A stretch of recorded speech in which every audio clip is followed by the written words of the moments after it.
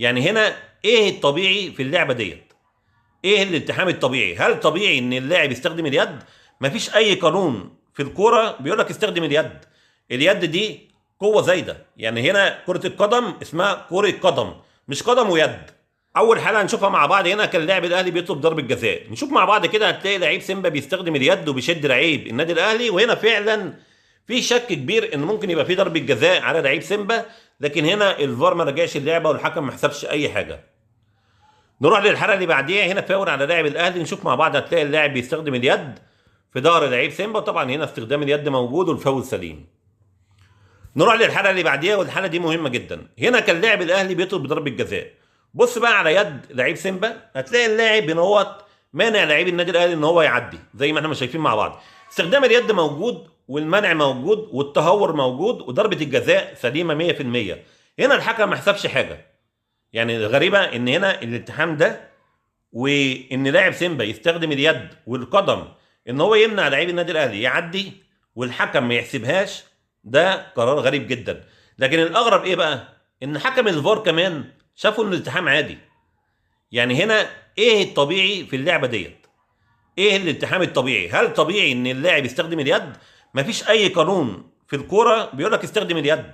اليد دي قوه زايده، يعني هنا كره القدم اسمها كره قدم، مش قدم ويد. فانت بتستخدم اليد ان هو يعني مخالفه عليك، والمخالفه موجوده وواضحه 100%. فازاي ان هو ما يحسبهاش؟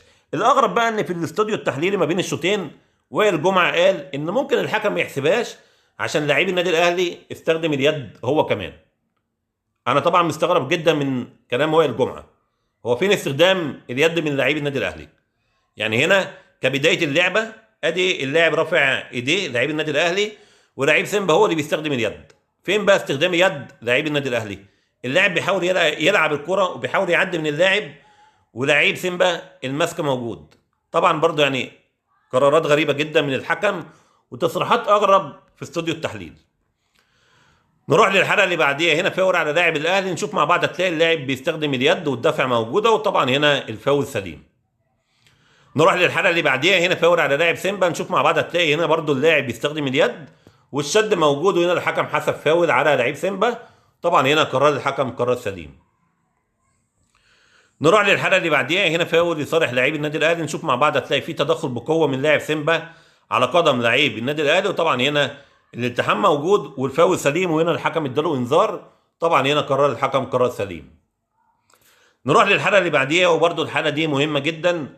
شوف مع بعض، هنا هتلاقي في تدخل بقوه من لاعب سيمبا على قدم لاعب النادي الاهلي. اللعبه دي مش ضربه جزاء، هي بره خط ال 18 زي ما احنا مش شايفين مع بعض، بس اللاعب اللي عامل الالتحام ده عنده انذار. يعني اللاعب ده عنده انذار، هو اللاعب ده اللي خد انذار قبليها، هو فاللاعب ده عنده انذار. لعبه زي دي بالتدخل والتهور ده، الطبيعي ان انت بتحسب فاول وتدي اللاعب الانذار الثاني وياخد طرد. لكن اللي مش طبيعي ان انت ما تحسبش اي حاجه في اللعبه دي. ده مش طبيعي نهائي.